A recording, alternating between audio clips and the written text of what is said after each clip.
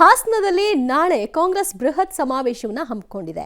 ಈ ಸಮಾವೇಶದ ಹಿನ್ನೆಲೆಯಲ್ಲಿ ನಗರದಾದ್ಯಂತ ಫ್ಲೆಕ್ಸ್ಗಳು ಕೂಡ ರಾರಾಜಿಸ್ತಾ ಇದೆ. ಸ್ವಾಭಿಮಾನಿ ಒಕ್ಕೂಟಗಳ ಆಶ್ರಯದಡಿಯಲ್ಲಿ ಜನಕಲ್ಯಾಣ ಸಮಾವೇಶ, ಜನಾಂದೋಲನ ಸಮಾವೇಶ, ಶೋಷಿತ ವರ್ಗಗಳ ಸ್ವಾಭಿಮಾನಿ ಸಮಾವೇಶ ಹೆಸರಿನಲ್ಲಿ ನಾನಾ ರೀತಿಯ ಫ್ಲೆಕ್ಸ್ಗಳನ್ನು ಅಳವಡಿಕೆ ಮಾಡಲಾಗಿದೆ. ಅರಸೀಕೆರೆಯ ಎಸ್ಎಂ ಕೃಷ್ಣ ಬಡಾವಣೆಯಲ್ಲಿ ನಡೀತಾ ಇರುವ ಸಮಾವೇಶಕ್ಕೆ CM Siddaramaiah, DCM DK Shivakumar, ಗೃಹ ಸಚಿವ ಡಾಕ್ಟರ್ ಜಿ ಪರಮೇಶ್ವರ್ ಸೇರಿ ಸಚಿವರ ದಂಡೇ ಆಗಮಿಸಲಿದೆ. ಈ ಹಿನ್ನೆಲೆ ಜಿಲ್ಲಾ ನಾಯಕರಿಂದ ಸಮಾವೇಶಕ್ಕೆ ಶುಭ ಕೋರಿ ಫ್ಲೆಕ್ಸ್ ಅಳವಡಿಸುವ ಮೂಲಕ ಬಡಾವಣೆ ಸೇರಿ ಅರಸೀಕೆರೆ ನಗರವನ್ನ ಮದುವಣಗಿತ್ತಿಯಂತೆ ಸಿಂಗಾರ ಮಾಡಲಾಗಿದೆ.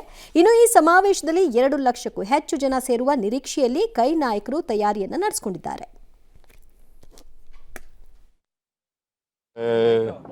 ಹಾಸನದಲ್ಲಿ ಕಾಂಗ್ರೆಸ್ ಪಕ್ಷ ಮತ್ತು ಸ್ವಾಭಿಮಾನಿಗಳ ಒಕ್ಕೂಟದ ಜಂಟಿ ಆಶ್ರಯದಲ್ಲಿ ಸಮಾವೇಶ ನಡೀತಾರೆ.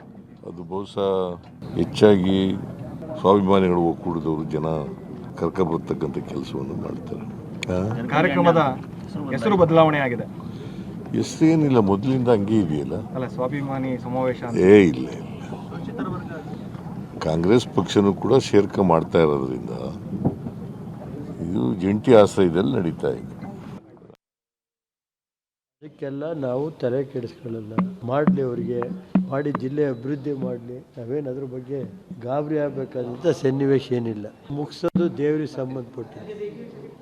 ಈಗ ಪಾರ್ಲಿಮೆಂಟ್ ಎಲೆಕ್ಷನ್ ವಿಧಾನಸಭೆ ಎಲೆಕ್ಷನ್ ನಡೀತಪ್ಪ, ಒಂದೇ ವರ್ಷದಲ್ಲಿ ಏನಾಯಿತು? ಅದರಿಂದ ಇವತ್ತು ಅದಕ್ಕೆಲ್ಲ ತೃಪ್ತಿಗಡುವಂಥದ್ದಿಲ್ಲ. ನಾವೆಲ್ಲ ಸೋಲು ಗೆಲುವು ನೋಡಿರೋದು.